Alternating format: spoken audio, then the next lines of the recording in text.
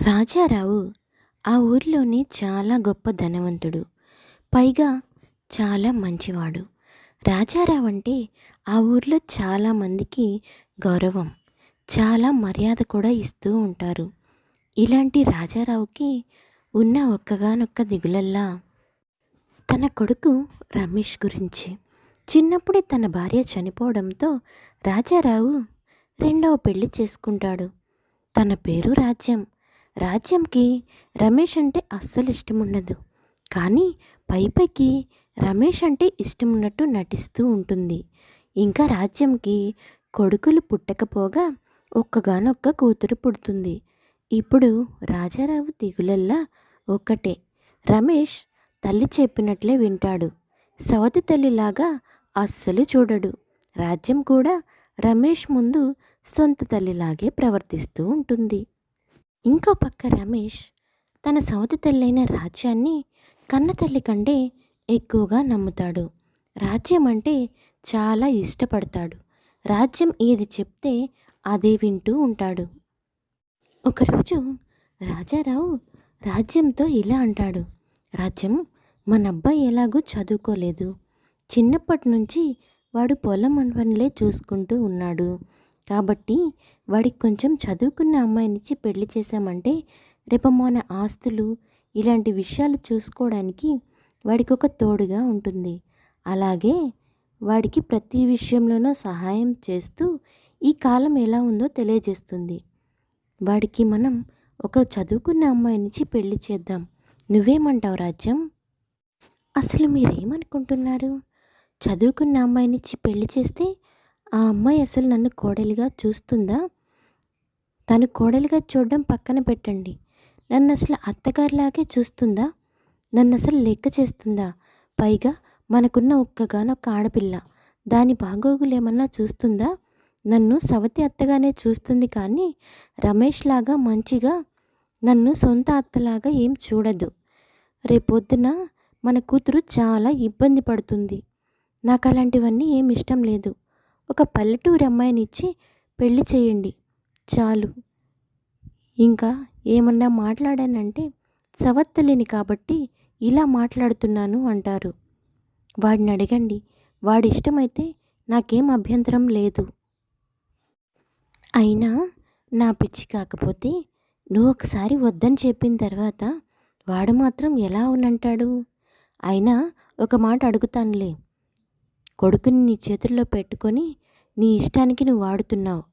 ఖచ్చితంగా నీకు బుద్ధి చెప్పే కోడలే వస్తుంది చూడు.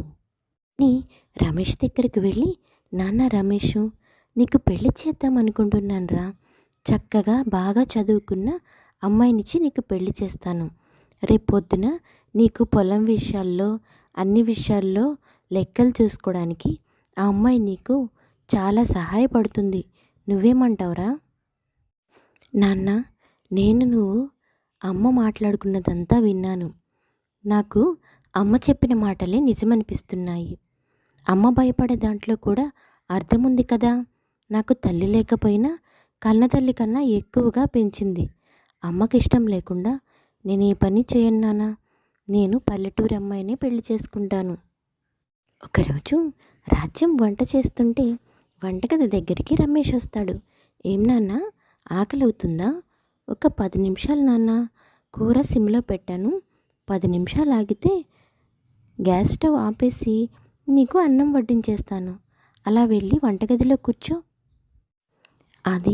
అదేం కాదమ్మా, చెల్లి ఎగ్జామ్లో ఫస్ట్ క్లాస్లో పాస్ అయింది కదా, అందుకే మా ఫ్రెండ్స్ అంతా నన్ను పార్టీ అడుగుతున్నారు.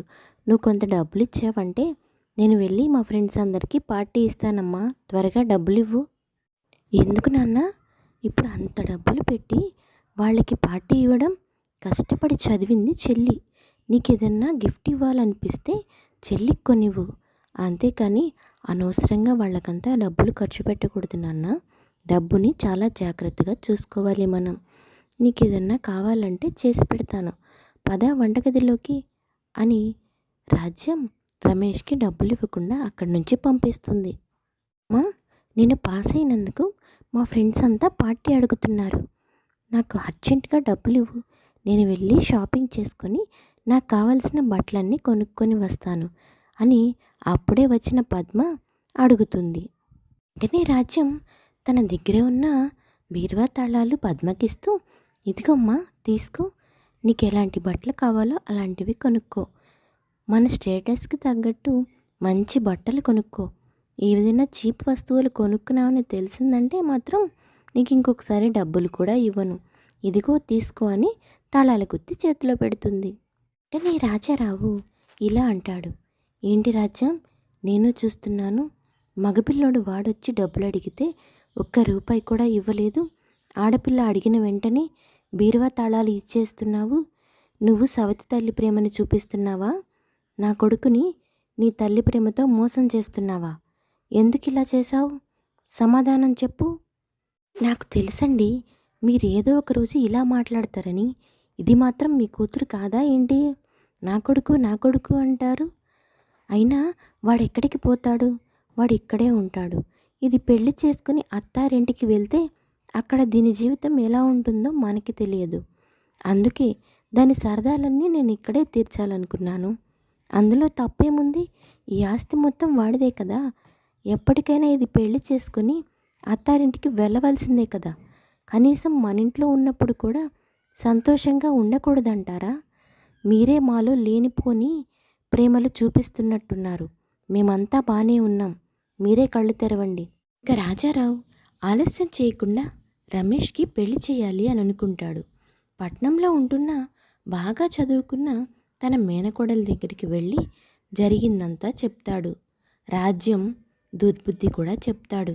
నువ్వే వచ్చి నీ బావని ఎలా అయినా మార్చుకోవాలి, సవతి తల్లి ప్రేమలో పడి బావ తన జీవితం ఏమవుతుందని పట్టించుకోవడం లేదని, నువ్వు పల్లెటూరి అమ్మాయిలా మారి బావని పెళ్లి చేసుకోవాలని, వచ్చి బావలో మార్పు తీసుకొని వచ్చి నీ అత్తలో ఉన్న దుర్బుద్ధిని కూడా తీసివేయాలని తన మేనకోడలితో మాట్లాడతాడు రాజారావు.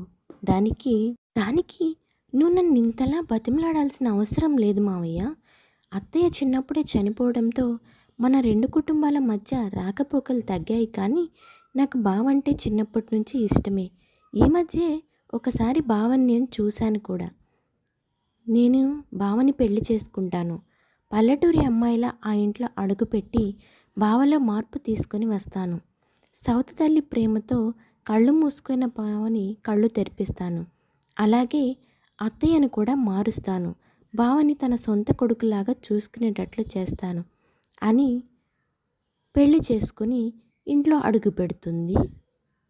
ఒకవైపు ఈ పెళ్ళంటే ఇష్టం లేని రాజ్యం మాత్రం ఒకవైపు రమేష్కి తన భార్య కమల మీద ఎప్పుడూ చాడీలు చెప్పి వాళ్ళిద్దరి మధ్యన గొడవలు పెట్టి వారిద్దరూ విడిపోయేలాగా చేయాలని చూస్తూ ఉంటుంది. ఎప్పటికప్పుడు రాజారావు సర్ది చెప్తూ వాళ్ళిద్దరూ గొడవలు పడకుండా ఆపుతూ ఉంటాడు. ఇదంతా చూస్తున్న కోడలు కమల అత్తగారికి ఎలాగైనా బుద్ధి చెప్పాలని నిర్ణయించుకుంటుంది. మామయ్యతో కలిసి ఒక నాటకం ఆడుతుంది. చూడురా రమేషు, మన ఊర్లో దొంగలు పడ్డారంట, ఏ ఇంట్లో ఎక్కువగా డబ్బులుంటే ఆ ఇంట్లో డబ్బు దాచే వ్యక్తిని చంపేసి డబ్బులు తీసుకొని వెళ్ళిపోతున్నారంట, మరి మన ఇంట్లో బీరువా తాళాలన్నీ మీ అమ్మ దగ్గరే ఉంటాయి కదా, మరి వాళ్ళొచ్చి మీ అమ్మని ఏమైనా చేస్తారో ఏమో, పైగా ముసల్ది, వాళ్ళు వచ్చినప్పుడు గట్టిగా కేక కూడా వేయలేదు, అందుకే తాళాలు తీసుకొచ్చి నీ భార్యకివ్వరా అని చెప్తాడు.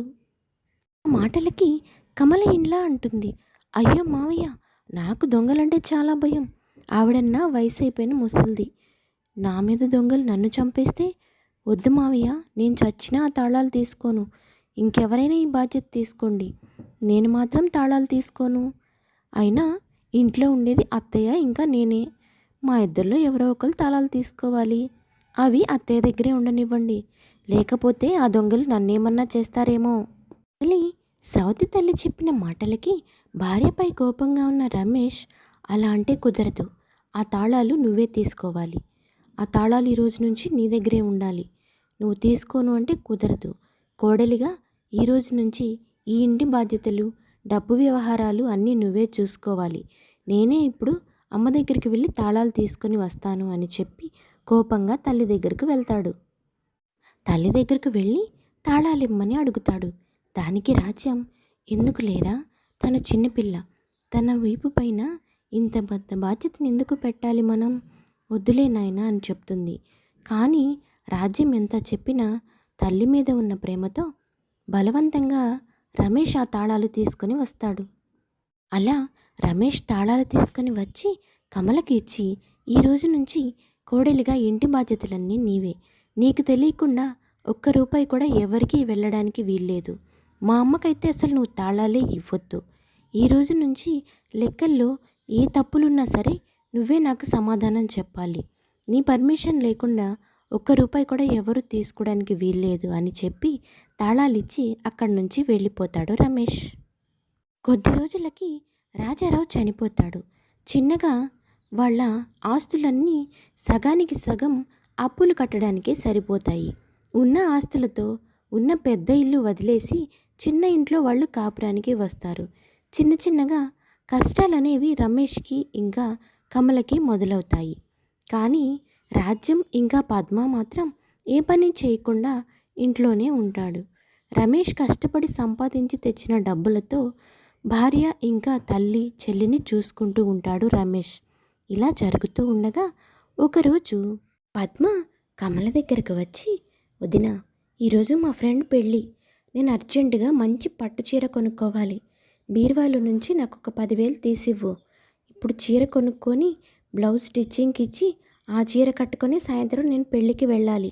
ఇప్పుడు పద్మ, 10,000 పెట్టి పట్టు చీర కొనుక్కొని పెళ్ళికి వెళ్ళాల్సినంత అవసరం లేదు, అయినా మనం ఇప్పుడు అంత స్థాయిలో లేము, మీ అన్నయ్య ఒక్కడు కష్టపడితే మనం ముగ్గురం కూర్చొని తింటున్నాం, తనకి మనం బాధ్యతగా ఇంకా బరువు తగ్గించాలే కానీ పెంచకూడదు పద్మ, ఈరోజు నా దగ్గర 10,000 లేదని కాదు, రేపు మనకి ఏం అవసరం వస్తుందో మనం చెప్పలేం కదా, అర్థం చేసుకో పద్మ, ఇలాంటి రోజు ఒకరోజు వస్తుందని నాకు తెలుసు, నేనంతా విన్నాను, అందుకే పల్లెటూరు అమ్మాయినిచ్చి పెళ్లి చేయమంటే మీ మావయ్య నా కళ్ళు కప్పి మేనకోడలైన నిన్ను తీసుకొచ్చి చేశాడు, నాకంతా తెలుసు, ఈ రోజుతో ఆ ఒక్క ఆశ కూడా పోయింది, ఆస్తిని 2 భాగాలు చేపించుకొని మా ఆస్తి నేను తీసుకొని వెళ్ళిపోతాను, వాడిని నేను డబ్బు కోసం పెంచానే తప్ప కన్నతల్లిలాగా ప్రేమ కోసం కాదు, ఏ రోజుకైనా ఇది జరగాల్సిందే, ఈరోజు వాడు వచ్చిన వెంటనే వివరంగా మొత్తం చెప్పి ఆస్తిలో వాటాలు వేయించుకొని